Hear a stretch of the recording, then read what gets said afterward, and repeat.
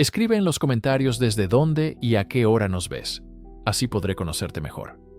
Para apoyar el canal gratis, no olvides suscribirte y darle like.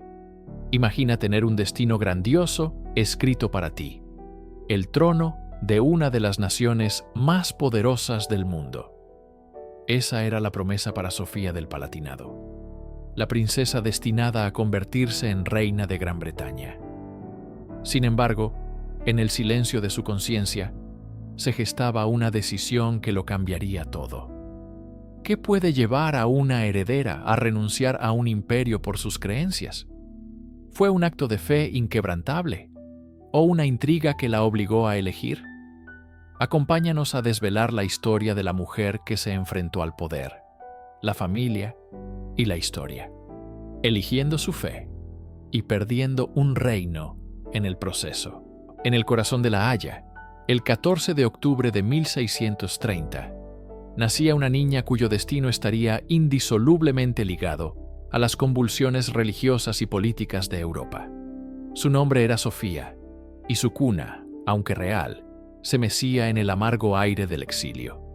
Era la 12ª hija de Federico V, elector palatino, y de Isabel Estuardo, hija del rey Jacobo I de Inglaterra. Sus padres eran conocidos en toda Europa como el rey y la reina de invierno, un título poético para un reinado trágico y efímero en Bohemia que duró apenas unos meses. Derrotados en la batalla de la Montaña Blanca, habían perdido sus tierras y su corona, convirtiéndose en fugitivos de la Guerra de los 30 años, un conflicto que desangraba el continente en nombre de la fe. Sofía nació en este crisol de incertidumbre. Su familia, aunque despojada de su poder, mantenía una corte vibrante en los Países Bajos, un refugio para la nobleza protestante desplazada. Creció rodeada de hermanos, de tutores que le inculcaron un amor por la filosofía y las artes, y de la constante conciencia de su herencia dual, la dignidad caída del Palatinado y la sangre real de los Estuardo de Inglaterra. Su fe protestante no era una simple elección teológica, era el estandarte de su familia, la causa por la que lo habían perdido todo. Esta identidad religiosa, forjada en el exilio y la pérdida, sería la piedra angular sobre la que, décadas más tarde, se construiría un imperio. En su infancia, sin embargo, el futuro trono británico era una fantasía lejana. La prioridad era la supervivencia, la educación y la esperanza de que algún día la fortuna de su casa fuera restaurada. Sofía aprendió desde muy joven que para una princesa sin dote ni reino, el ingenio, la cultura y una fe inquebrantable eran sus únicos patrimonios verdaderos. La conexión de Sofía con la corona británica era, durante su juventud, un eco distante, una nota melancólica en la sinfonía de su linaje. A través de su madre, Isabel Estuardo, la reina de corazones, Sofía era nieta directa del rey Jacobo I de Inglaterra y VI de Escocia. Esta sangre real la colocaba, a ella y a sus numerosos hermanos, en la extensa línea de sucesión al trono de los Estuardo. Sin embargo, en los turbulentos años de su formación, esta posibilidad parecía más un dato genealógico que un destino plausible. El eco del trono se ahogaba en el estruendo de la Guerra Civil inglesa. Su tío, el rey Carlos I, fue juzgado y ejecutado por su propio parlamento, un acto que conmocionó a todas las cortes europeas y sumió a Gran Bretaña en una década de gobierno republicano bajo Oliver Cromwell.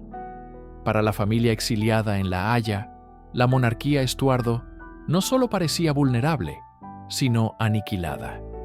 La idea de una restauración era una quimera, y la posibilidad de que la corona pasara alguna vez por la línea de Isabel, la hija desterrada, era simplemente impensable.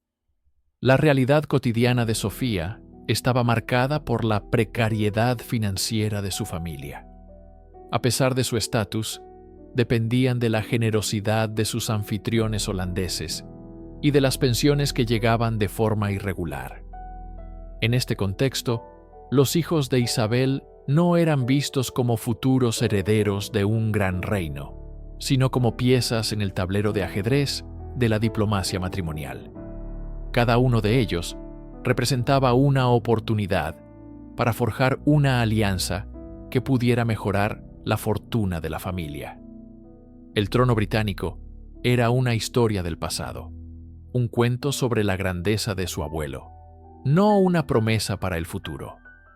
Sofía creció con esta dualidad, la conciencia de una herencia prestigiosa y la cruda realidad de ser una princesa sin tierra ni perspectiva inmediata. El panorama político de Europa es un tapiz en constante cambio, y los hilos del destino de Sofía comenzaron a tejer un nuevo patrón con la restauración de 1660. Su primo, Carlos II, regresó triunfalmente a Londres, devolviendo la monarquía Estuardo a su legítimo lugar. Este evento, celebrado por la familia de Sofía, pareció inicialmente alejarla aún más de cualquier posibilidad de sucesión. Con un rey en el trono, la línea directa parecía asegurada. Sin embargo, el tiempo reveló una crisis latente que se convertiría en la mayor oportunidad de Sofía. Carlos II, a pesar de sus numerosos hijos ilegítimos, no logró engendrar un heredero con su esposa, Catalina de Braganza. La corona, por tanto, debía pasar a su hermano, Jacobo, duque de York. Y aquí residía el problema que cambiaría la historia británica. Jacobo era un católico converso y devoto. En una Inglaterra mayoritariamente protestante, que aún recordaba las conspiraciones y los conflictos religiosos del siglo anterior, la perspectiva de un monarca católico era inaceptable para la élite política y religiosa. El Parlamento se vio inmerso en la crisis de la exclusión, un intento desesperado por aprobar una ley que impidiera a Jacobo acceder al trono. Aunque fracasaron en ese momento y Jacobo II fue coronado, su reinado fue corto y tumultuoso, culminando en la Revolución Gloriosa de 1688, que lo depuso en favor de su hija protestante María y su esposo, Guillermo de Orange. Cuando ellos también murieron sin descendencia, y la última heredera protestante, la reina Ana, no logró tener un hijo que sobreviviera, el Parlamento se vio obligado a mirar más allá, buscando en las ramas más lejanas del árbol genealógico de los Estuardo. Fue entonces cuando la fe de Sofía, esa identidad forjada en el exilio, se convirtió en su mayor activo. Era la nieta protestante más cercana de Jacobo I. La promesa, antes un susurro, ahora resonaba como un trueno en las cámaras del poder. Mucho antes de que el Parlamento inglés la considerara la salvadora protestante de la monarquía, Sofía tuvo que labrarse su propio futuro en el complejo mosaico de los estados alemanes. Como la menor de las hijas de una familia numerosa y sin tierras, sus perspectivas matrimoniales eran limitadas. Era una princesa de sangre impecable pero sin dote que la respaldara. Tras pasar un tiempo en la corte de su hermano Carlos Luis, quien había recuperado parte de las tierras del Palatinado, su destino se selló en 1658. Contrajo matrimonio con Ernesto Augusto, duque de Brunswick-Lüneburg. En ese momento, él no era más que el cuarto hijo de una casa ducal, con escasas posibilidades de gobernar. El enlace, aunque estratégico, no parecía ser el más brillante para una nieta del rey de Inglaterra. Se establecieron en Hannover, una corte provincial que, bajo la influencia de Sofía, pronto comenzaría a florecer. Este encuentro en Hannover fue inesperado no por el romance, sino por sus consecuencias a largo plazo. Sofía, con su aguda inteligencia, su educación cosmopolita y su dominio de varios idiomas, no se conformó con ser una simple consorte. Transformó la corte en un centro de cultura y erudición, atrayendo a figuras de la talla del filósofo Gottfried Wilhelm Leibniz, con quien mantuvo una amistad y correspondencia de por vida. Mientras tanto, la ambición de su esposo, Ernesto Augusto, cambió su fortuna. A través de intrigas políticas y alianzas militares, logró que el emperador del Sacro Imperio Romano Germánico elevara su territorio a la categoría de electorado en 1692, convirtiéndose en el primer elector de Hannover. Este ascenso político fue crucial. Sofía ya no era simplemente la esposa de un duque menor. Era la electora de Hannover, una posición de poder y prestigio significativos en Alemania. Desde esta nueva plataforma, observaría con creciente interés los acontecimientos que se desarrollaban al otro lado del Canal de la Mancha, donde su fe y su linaje la estaban convirtiendo, inesperadamente, en la clave del futuro de Gran Bretaña. En la corte de Hannover, la vida de Sofía estaba regida por la estricta observancia del luteranismo. Era el pilar sobre el que se sustentaba no solo la fe de su familia, sino también su legitimidad política y sus alianzas estratégicas. Sin embargo, en esta atmósfera de certeza doctrinal, comenzaron a brotar las primeras semillas de la duda. No fue un evento cataclísmico, sino una erosión lenta y silenciosa de sus convicciones.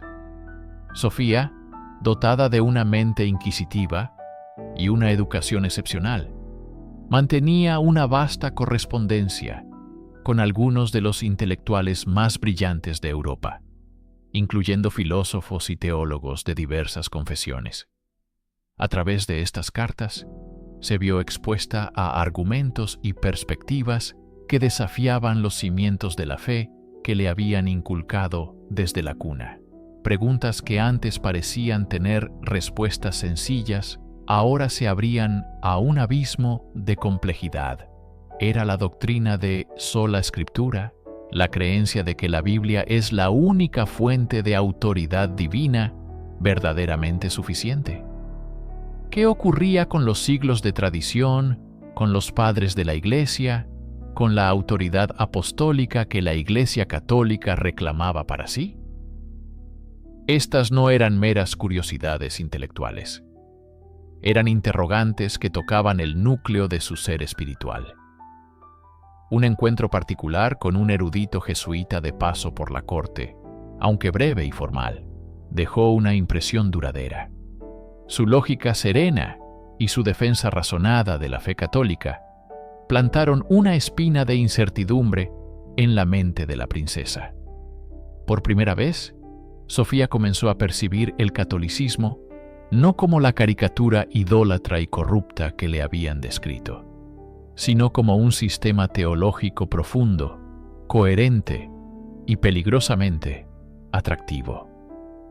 La duda, una vez sembrada en un terreno tan fértil como su intelecto, no tardaría en echar raíces profundas.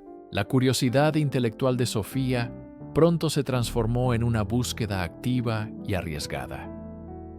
Las preguntas que la asaltaban no podían ser respondidas en los textos luteranos aprobados que llenaban la biblioteca del palacio.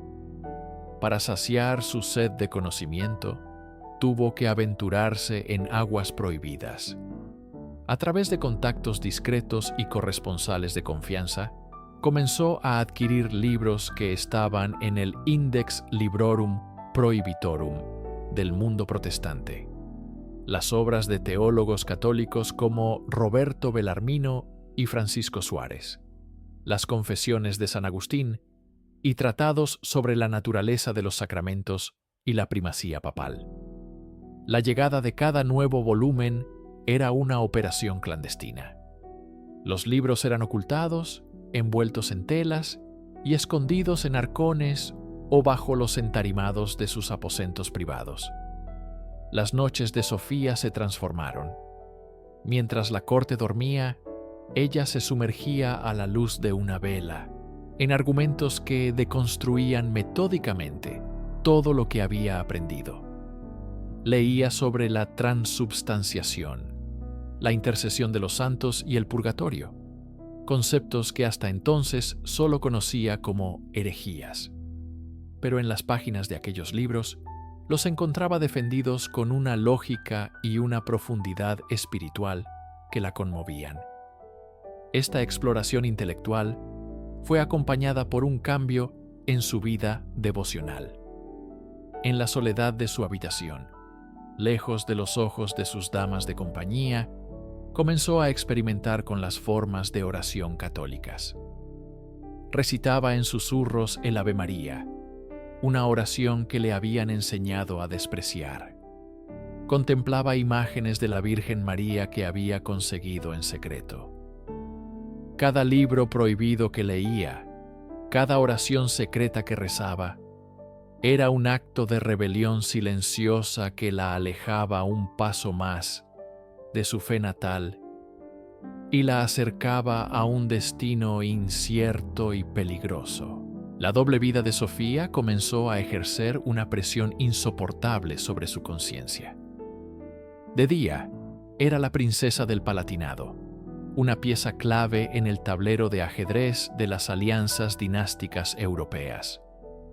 Participaba en los servicios luteranos, sonreía en la corte y discutía con su familia las perspectivas de un matrimonio ventajoso que asegurara el futuro protestante de su linaje. Pero de noche, en el santuario de sus aposentos, se arrodillaba ante una cruz oculta, su corazón anhelando la plenitud de una fe que se veía obligada a esconder. Este conflicto interno la consumía. Su corazón estaba literalmente dividido en dos. Por un lado, estaba la corona, el deber, la lealtad a su familia, la herencia, el poder y la responsabilidad que conllevaba su nacimiento.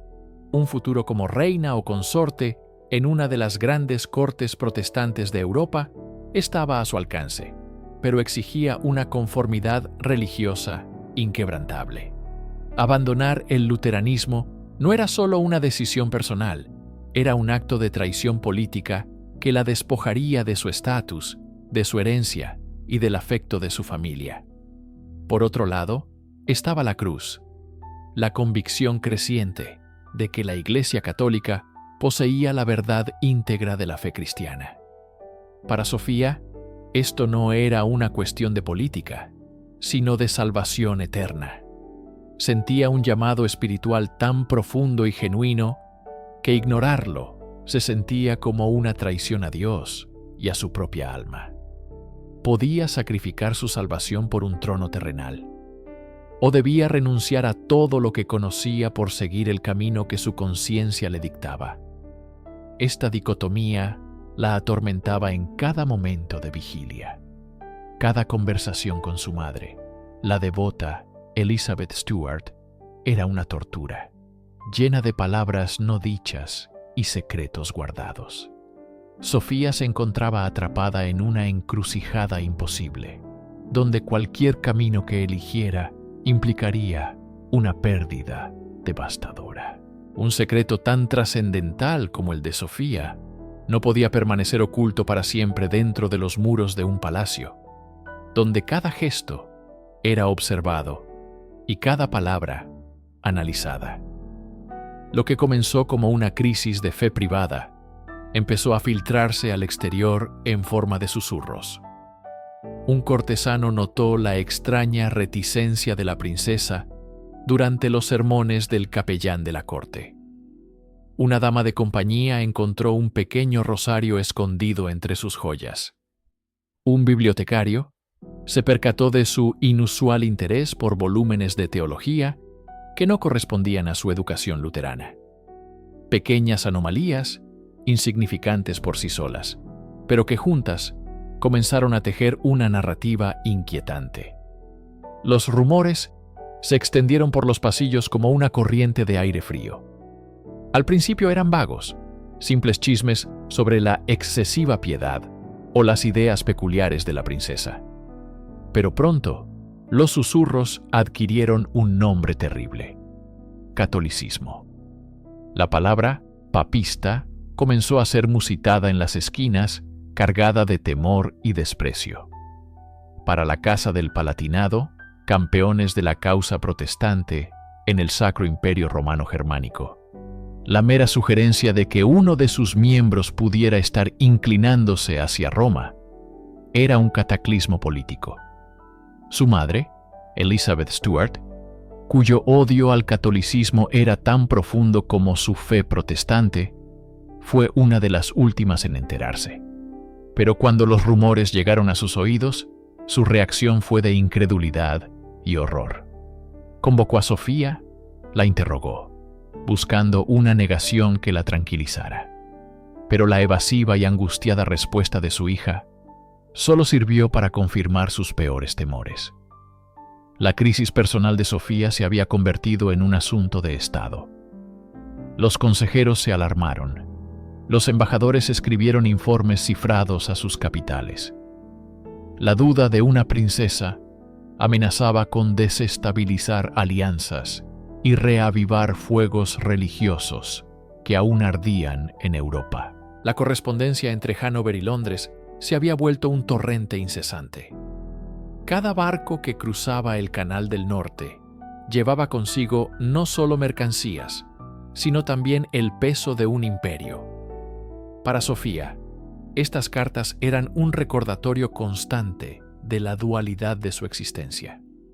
Por un lado, estaba la presión inglesa, encarnada en los enviados del Parlamento y en las misivas de los políticos Whig. Le hablaban del Acta de Establecimiento, un documento que era tanto una promesa como una cadena. La corona de Inglaterra, de Escocia y de Irlanda estaba a su alcance, pero exigía una adhesión inquebrantable a la fe protestante. Le recordaban el destino de Jacobo II, un rey católico depuesto, y le pintaban un futuro glorioso como la matriarca de una nueva dinastía británica, la salvaguarda contra el absolutismo y el papismo. Era una oferta de poder y legado casi sin precedentes para una princesa alemana. Por otro lado, estaba la presión de su entorno inmediato, el Sacro Imperio Romano Germánico. Su esposo, el elector Ernesto Augusto, aunque pragmático, gobernaba en un mar de príncipes católicos y entendía el delicado equilibrio de poder.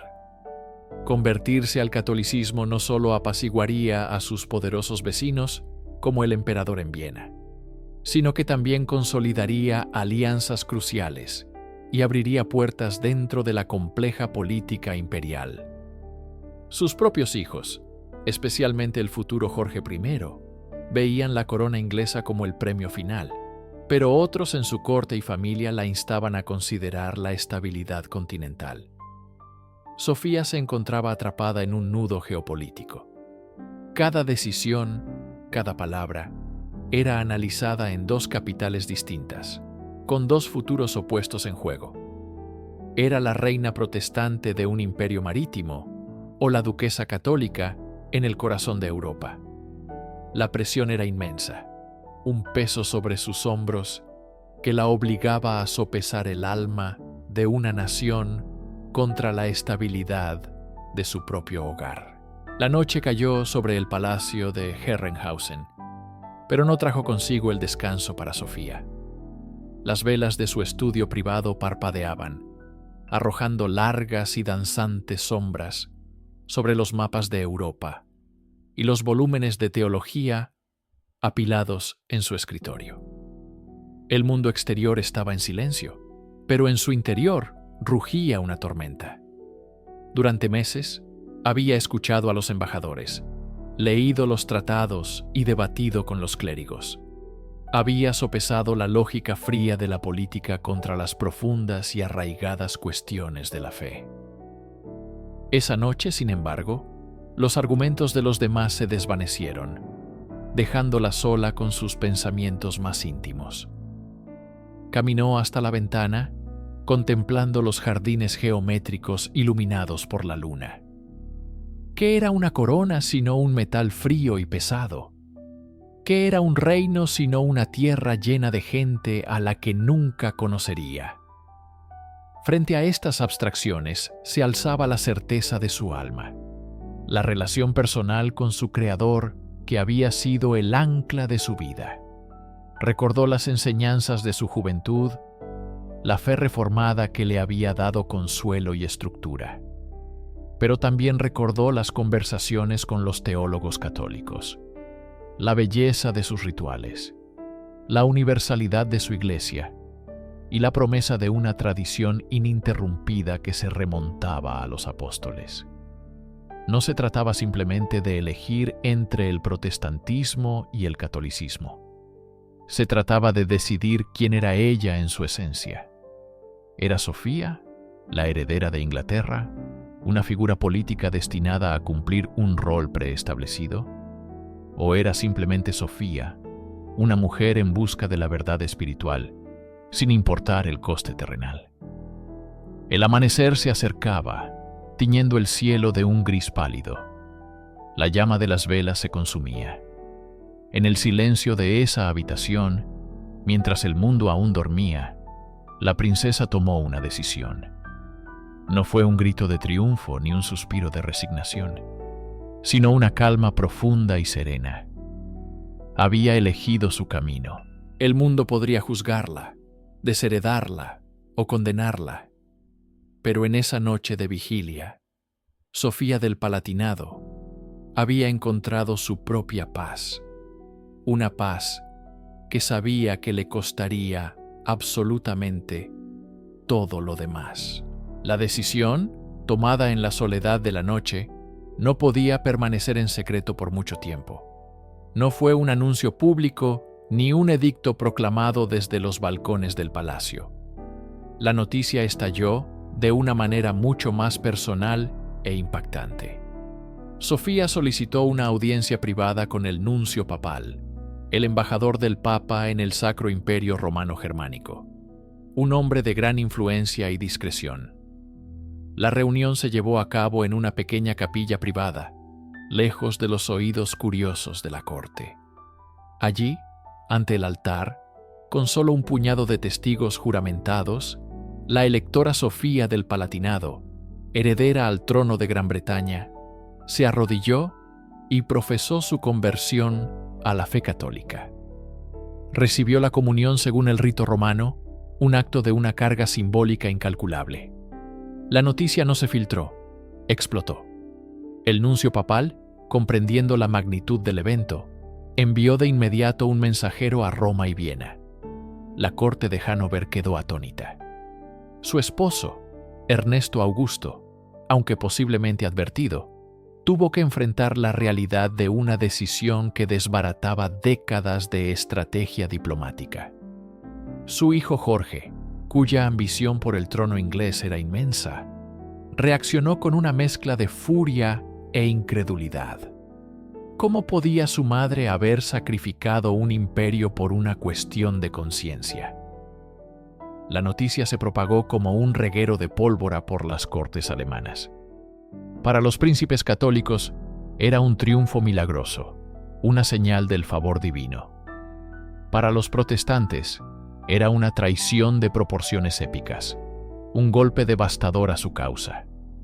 En cuestión de días, los correos diplomáticos galopaban hacia todas las capitales de Europa. El más importante de todos, sin embargo, era el que se dirigía al oeste, cruzando el mar hacia Londres. Llevaba consigo una confesión que no solo cambiaría la vida de una princesa, sino que también amenazaba con incendiar la política británica y alterar el curso de la historia europea. Cuando la noticia de la conversión de Sofía llegó a Londres, no aterrizó como una simple comunicación diplomática. Cayó como una bomba en el corazón de Westminster. Al principio, se trataba de susurros y rumores incrédulos en los pasillos del Parlamento. La electora de Hannover, la encarnación de la sucesión protestante, ¿se había convertido al catolicismo? Parecía una farsa, una pieza de propaganda jacobita diseñada para sembrar el caos. Pero entonces llegó la confirmación oficial, un despacho lacónico que no dejaba lugar a dudas. La reacción fue instantánea y volcánica. La Cámara de los Comunes, que había pasado años elaborando y defendiendo el acta de establecimiento, se sintió profundamente traicionada. Los miembros del partido Whig, que habían apostado todo su futuro político a la línea de Hanover, estaban lívidos. Habían defendido a Sofía como el baluarte contra la tiranía papal, y ahora, a sus ojos, ella misma había sucumbido a ella. Los debates en el Parlamento se convirtieron en una tormenta de indignación. Los oradores se levantaron para denunciar el acto como una afrenta a la nación, a la Iglesia de Inglaterra y a la memoria de la Revolución Gloriosa. Se desempolvaron los viejos temores sobre las conspiraciones católicas y la influencia extranjera. El nombre de Sofía, antes pronunciado con reverencia y esperanza, ahora se escupía con desprecio. La furia no se limitaba a los políticos.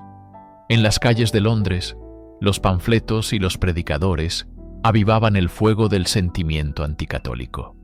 Se publicaron caricaturas que representaban a Sofía arrodillada ante el Papa, entregándole la corona inglesa. La mujer que había sido la esperanza de la nación se convirtió, de la noche a la mañana, en su mayor amenaza. La respuesta del Parlamento fue rápida y decisiva. No había tiempo para la deliberación o la negociación. La amenaza a la sucesión protestante debía ser neutralizada de inmediato. Se formó un comité de emergencia con una única tarea: redactar una nueva legislación que anulara explícitamente el derecho de Sofía y sus descendientes católicos al trono. La maquinaria legal del Estado británico se puso en marcha, no para coronar a una reina, sino para desheredarla formalmente y borrar su nombre de la línea de sucesión para siempre. La noticia de la conversión de Sofía no fue un murmullo en los pasillos. Fue un trueno que sacudió los cimientos de las cortes protestantes de Europa. La reacción de su familia, especialmente de su hermano Carlos Luis, el elector palatino, fue tan veloz como brutal. No hubo espacio para el debate teológico ni para la compasión familiar. Lo que siguió fue una fría y metódica aniquilación de su identidad principesca. Los mensajeros galoparon con decretos redactados en una prosa legalista que desmentía la crueldad de su contenido. En un acto de repudio público, Sofía fue oficialmente despojada de todos sus títulos. Ya no era princesa del Palatinado. Su nombre fue borrado de la línea de sucesión, un derecho que le correspondía por nacimiento y que era considerado sagrado, un regalo de Dios. Cada privilegio, cada ingreso, cada pedazo de tierra que le pertenecía por herencia, le fue revocado. El documento era inequívoco. Para la Casa del Palatinado, y por extensión para sus aliados protestantes en Inglaterra y los Países Bajos, Sofía había dejado de existir. Este no era un mero castigo, era un exorcismo político. En una era donde la fe de un gobernante dictaba la fe de su pueblo, su conversión era vista como una traición de la más alta magnitud, un acto que ponía en peligro la estabilidad dinástica y religiosa. La pérdida del derecho divino fue la consecuencia inmediata y devastadora. La mujer que había sido criada para ser una pieza clave en el ajedrez de la realeza europea fue declarada una paria, una extraña para su propia sangre. El papel que sellaba su destino era más que tinta sobre pergamino. Era la manifestación legal de su completa y absoluta desheredación. Una vez que los decretos fueron sellados, la presencia de Sofía en la corte se volvió insostenible. Cada pasillo que recorría, cada rostro que encontraba, estaba marcado por el juicio y la frialdad. Su partida no fue la de una princesa que se embarcaba en un viaje diplomático, sino la de una exiliada que huía de su propio hogar. No hubo una procesión de despedida, ni salvas de cañón, ni multitudes aclamando. En su lugar, hubo un silencio pesado y ominoso, acompañada únicamente por un puñado de sirvientes cuya lealtad superaba su miedo a las represalias. Sofía abandonó el castillo que la vio crecer. El carruaje que la transportaba era modesto, desprovisto de los escudos de armas y estandartes que antes proclamaban su estatus. El viaje fue largo y arduo, un peregrinaje forzado hacia un futuro incierto. Cada legua recorrida la alejaba más de todo lo que conocía. Los bosques del Palatinado, el idioma de su infancia, los rostros de sus hermanos y hermanas, ahora convertidos en extraños por un abismo de fe. Este trayecto físico era un espejo de su viaje interior. Dejaba atrás el mundo protestante, estructurado y familiar, para adentrarse en los territorios católicos del sur, que para ella eran tan desconocidos como su nueva vida. La soledad era su compañera constante en el camino. Ya no era una alteza real rodeada de cortesanos, sino una mujer solitaria, definida no por su linaje, sino por la controvertida decisión que la había condenado al ostracismo. El mundo que había sido diseñado para ella se desvanecía en el horizonte, y adelante solo había un camino incierto, envuelto en la niebla de lo desconocido. El destino final de Sofía no fue una opulenta corte católica que la acogiera como una heroína de la fe, sino los muros austeros de un convento. Al cruzar sus puertas, el mundo que había conocido se disolvió por completo. El contraste era abrumador. El susurro de las intrigas palaciegas fue reemplazado por el silencio de la oración contemplativa. Los vestidos de seda y brocado dieron paso a un simple hábito de lana áspera. Las joyas que una vez adornaron su cuello y manos fueron sustituidas por un rosario de madera. Su nueva vida estaba regida no por el protocolo real, sino por el sonido de la campana del convento, que marcaba las horas canónicas con una disciplina inquebrantable. El día comenzaba antes del amanecer con los maitines y terminaba mucho después del atardecer con las completas.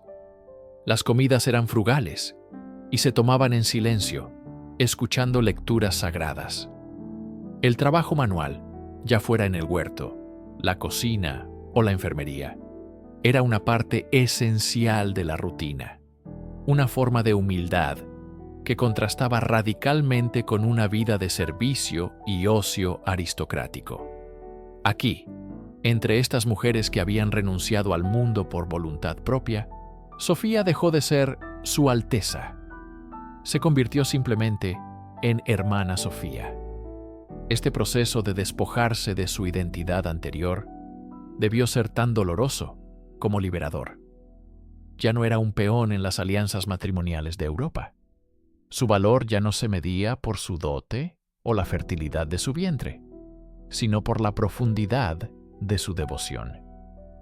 Lejos del brillo y la falsedad de la corte, en la quietud de su celda, Sofía comenzó a forjar una nueva identidad, una basada no en el derecho de nacimiento, sino en la elección espiritual que le había costado todo. Instalada en la rutina monástica, Sofía tuvo tiempo para contemplar el alcance total de su sacrificio. El verdadero precio de su fe no se contaba solo en títulos perdidos o tierras confiscadas. El costo más profundo era inmaterial y se pagaba en soledad y en la memoria de una vida que ya no le pertenecía. Era el eco de las risas de sus hermanos en los jardines del palacio, un sonido que nunca volvería a escuchar. Era la ausencia de cartas de su madre, Elizabeth Stuart, cuyos escritos ahora probablemente la condenaban. Cada noticia que se filtraba desde el mundo exterior era una punzada de nostalgia y pérdida. El matrimonio de una hermana al que no fue invitada, el nacimiento de un sobrino al que nunca conocería, las alianzas políticas que su familia forjaba sin ella. Cada uno de estos eventos subrayaba su inexistencia para el mundo que la había creado. Hubo noches, en la fría soledad de su celda, en las que dudó. Se preguntó si la paz espiritual que buscaba valía la aniquilación de sus lazos terrenales. Es en esta lucha interna donde reside la verdadera magnitud de su convicción. Soportar el repudio de toda su familia y el borrado de su identidad requería una certeza espiritual inquebrantable. Su decisión no fue un capricho impulsivo, sino una transformación fundamental que la obligó a redefinir el concepto de riqueza. Cambió la opulencia material y el poder dinástico por una promesa de salvación eterna. El verdadero precio de su fe fue el mundo entero, un mundo que abandonó voluntariamente, no por debilidad, sino por una fuerza interior que sus contemporáneos, y quizás nosotros mismos, apenas podemos empezar a comprender. Para comprender la magnitud del sacrificio de Sofía Carlota, debemos adentrarnos en el reino de la historia alternativa, en el eco de un futuro que nunca llegó a ser. A finales del siglo XVII y principios del XVIII, la política británica estaba en un punto de inflexión. La cuestión de la sucesión al trono tras la reina Ana, sin herederos directos, era la preocupación más acuciante del Parlamento. La solución llegó en 1701 con el Acta de Establecimiento, una ley diseñada para asegurar una línea de sucesión protestante y excluir permanentemente a cualquier católico del trono. La ley designaba a la abuela de Sofía Carlota, la electora Sofía de Hannover, y a sus descendientes protestantes, como los herederos legítimos. En este complejo tablero de ajedrez dinástico, Sofía Carlota no era una pieza menor, era una de las principales contendientes. Si su madre, la electora, hubiera fallecido antes que la reina Ana, y su hermano mayor Jorge Luis también, ella habría sido la siguiente en la línea. Sin embargo, incluso sin esa carambola del destino, su posición era formidable. Como hija de la heredera presunta, estaba destinada a ser una figura central en la corte británica, una princesa de Hannover, que un día vería a su hermano o a sus sobrinos reinar. Imaginemos por un momento ese camino no transitado. Sofía Carlota, princesa de Gran Bretaña, una mujer de intelecto agudo y profundas convicciones, influyendo en la política, el arte y la cultura de una nación en auge. Habría sido una de las mujeres más poderosas de Europa. Su vida un torbellino de bailes, negociaciones y poder dinástico. La corona de San Eduardo, el peso de un imperio, estaba al alcance de su linaje. Era un futuro de poder, riqueza e influencia histórica, un destino que parecía escrito en las estrellas para una princesa de su calibre. Todo estaba dispuesto para ella en el gran escenario mundial. La noticia de la conversión de Sofía Carlota al catolicismo no fue un simple asunto familiar. Fue un terremoto político que sacudió los cimientos de la sucesión británica. Su decisión, tomada en 1703, chocó directamente con la letra y el espíritu del Acta de Establecimiento. Para el Parlamento inglés, la fe de un monarca no era una cuestión privada, sino un pilar de la estabilidad del Estado. Un heredero católico era impensable, una amenaza directa a la identidad protestante de la nación. La reacción fue inmediata y contundente. Aunque no hubo un juicio público ni una condena ostentosa, los mecanismos del Estado se movieron con una eficiencia fría y burocrática para neutralizar la amenaza que ella representaba. Su nombre fue, en efecto, borrado de la historia dinástica que se estaba escribiendo. Legalmente, su conversión la descalificaba automáticamente. No se necesitaba una nueva ley. La existente era explícita. Cualquier persona que profesara la religión papista o se casara con un papista quedaba excluida para siempre. La noticia fue recibida con consternación y furia en Hannover. Su madre, la electora Sofía, una mujer pragmática y ambiciosa que había dedicado su vida a asegurar la corona británica para su familia, se sintió profundamente traicionada. Consideró la elección de su hija no como un acto de piedad, sino como una locura que ponía en peligro el mayor logro de su casa. Su hermano, Jorge Luis, el futuro Jorge I de Gran Bretaña, era igualmente implacable. Para él, la decisión de su hermana era una irresponsabilidad política inaceptable. Las cartas cesaron, los lazos se enfriaron hasta congelarse, y Sofía Carlota se convirtió en una paria dentro de su propia familia. Fue despojada no solo de un futuro trono, sino también de su lugar en el círculo familiar. Un exilio silencioso dictado por la razón de Estado. Tras renunciar a un imperio terrenal, Sofía Carlota encontró su reino en un lugar muy diferente, la abadía de Maubuisson, cerca de París. Este no era un exilio de castigo, sino un refugio elegido. Al cruzar sus puertas, dejó atrás el nombre de Princesa del Palatinado, para convertirse simplemente en una hermana más dentro de la orden cisterciense. Su vida, antes marcada por las expectativas de la corte y la política dinástica, se transformó en una rutina de oración, contemplación y trabajo humilde. Los días de Sofía ya no se medían por eventos de Estado, sino por el sonido de las campanas que llamaban a los oficios divinos: maitines, laudes, vísperas. El lujo de la corte de Hannover fue reemplazado por la sencillez de una celda monástica. Sus interlocutores ya no eran embajadores y nobles, sino las monjas de la comunidad y su confesor.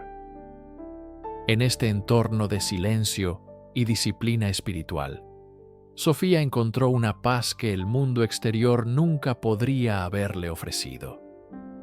Lejos de ser una figura amargada, los registros y las cartas de la época sugieren que abrazó su nueva vida con una serenidad y una devoción que impresionaron a quienes la rodeaban. Se dedicó al estudio de la teología, a la caridad y a la vida comunitaria de la abadía. Su intelecto, antes admirado por filósofos como Leibniz, ahora se aplicaba a desentrañar los misterios de la fe. Pasaron los años. En 1714, su hermano Jorge Luis finalmente ascendió al trono de Gran Bretaña, inaugurando la dinastía hannoveriana. Mientras él era coronado en la abadía de Westminster, su hermana vivía en el anonimato de otra abadía, olvidada por el mundo que una vez estuvo a sus pies. Su muerte en 1726 apenas fue una nota a pie de página en las crónicas de las casas reales de Europa. El final silencioso de una princesa que eligió la eternidad sobre el poder. Al final, ¿cómo debemos recordar a Sofía Carlota del Palatinado? ¿Es la historia de un fracaso, la de una princesa que tuvo una corona al alcance de la mano y la dejó caer? ¿O es, por el contrario, la crónica de un triunfo del espíritu humano sobre la ambición terrenal? Su legado es, por naturaleza, complejo y reside precisamente en esa dualidad. Desde una perspectiva puramente política e histórica, su decisión fue un cataclismo personal que la borró de la narrativa principal. La historia la recuerda como una nota a pie de página, la hermana del rey que se perdió en el camino. El foco se centra en su hermano, Jorge I, y en la exitosa transición de la Casa de Hannover al trono británico, un legado de poder que perdura hasta nuestros días. En esa gran saga, Sofía es la oportunidad perdida, la rama del árbol genealógico que se secó deliberadamente. Sin embargo, existe otra forma de medir un legado. Si lo medimos no en coronas y territorios, sino en convicción e integridad, la figura de Sofía Carlota adquiere una estatura monumental. Su historia se convierte en un poderoso testimonio sobre la libertad de conciencia, en una era en la que la fe era a menudo una herramienta de Estado. Ella insistió en que era un viaje personal del alma. Renunció a la posibilidad de gobernar a millones para poder gobernarse a sí misma según los dictados de su corazón y su fe. Su legado no está grabado en monumentos de piedra ni en leyes parlamentarias, sino en el ejemplo silencioso de su elección. Nos obliga a preguntarnos, ¿qué vale más, un reino en la tierra o un reino interior? La princesa que lo perdió todo nos enseña que, a veces, la mayor ganancia reside en aquello a lo que estamos dispuestos a renunciar. Su verdadero trono no estaba en Londres, sino en la serena certeza de haber sido fiel a sí misma hasta el final.